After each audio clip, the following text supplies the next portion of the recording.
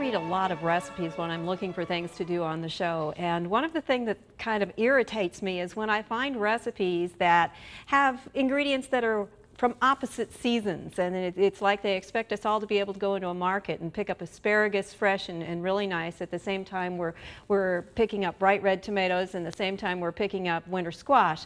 Well, so what I've done with this recipe, which was one of those, to be honest, it had things that came from divergent seasons, is take the vegetables that are offered in here and swap out the ones that come from other seasons and move in some things that would be in season now in the springtime. So what I'm doing is a penne pasta stir fry with primarily seasonal produce. What we're going to start with is a cup of low-fat, reduced sodium chicken broth, and to that I'm going to add 2 teaspoons of cornstarch. Now we're just going to mix these things up later as the sauce. Cornstarch you can pretty much stir into things because it's not like flour.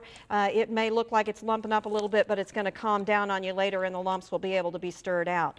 Also to that I've got 3 tablespoons of rice vinegar, or other vinegar that you happen to have, and 3 tablespoons of a light soy sauce are going to go in there. I'm just going to set that aside. We're going to need that later. Now the rest of it's either going to go into a wok, which is what I'm using today, or you could use an electric skillet, whichever is easier for you to get out, or whichever one you happen to have. We've got just a little bit of canola oil. That was about 2 teaspoons of canola oil. And to that we're going to add 2 carrots. Now you notice that I've cut the carrots fairly thinly and also on a bias, because the idea here is that carrots take a lot longer to cook than other things do, and we want to have as much surface area as we can so that they cook a little bit faster than they might otherwise. Also 3 cloves of garlic, and these were fairly large cloves. We're going to go with the whole thing. This is going to stir fry for about 5 minutes until the carrots get fairly close to done. We're going to add some other ingredients, so there's going to be some continued cooking later on, but we want them to get a really good start on it because the other things, the asparagus and the snow peas, are going to cook just in a real snap. Once you see the garlic begin to get a little bit brown, make sure you stir fry it, and actually stir fry, push it around, because the garlic will get too burned on you pretty quickly. We're going to add a cup of snow peas to that, and also a cup of asparagus that has been cut into 1 or 2 inch pieces. And then I've got, depending on how much you can take, I've got about 1/4 of a teaspoon of red pepper flakes. We're going to let those go together for about, somewhere between 1 to 2 minutes. You don't want them to cook very long. You want them to still have a bit of a snap to them when you're ready to eat. When they've just cooked just a little bit, we're going to stir in that sauce. Now you may want to stir the sauce together a little bit because the cornstarch will tend to sink to the bottom. Now this you're going to need to keep stirring because it's going to start to thicken on you.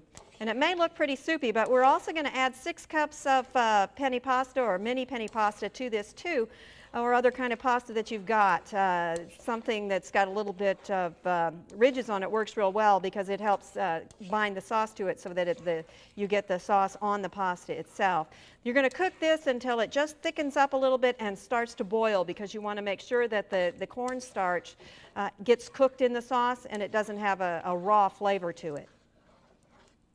Okay, once you get this nice and bubbly, you notice it's not extremely thick sauce, but it has been thickened up a little bit.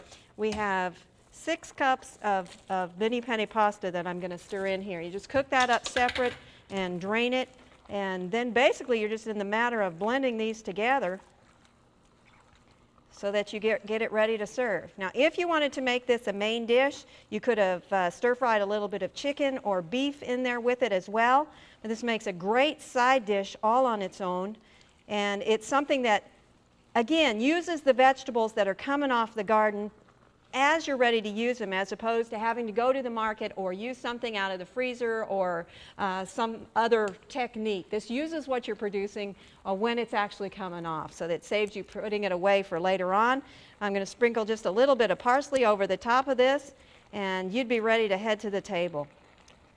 Sprinkle a little bit of pepper over it if you'd like, or you can put the pepper on the table and people can serve it as they like.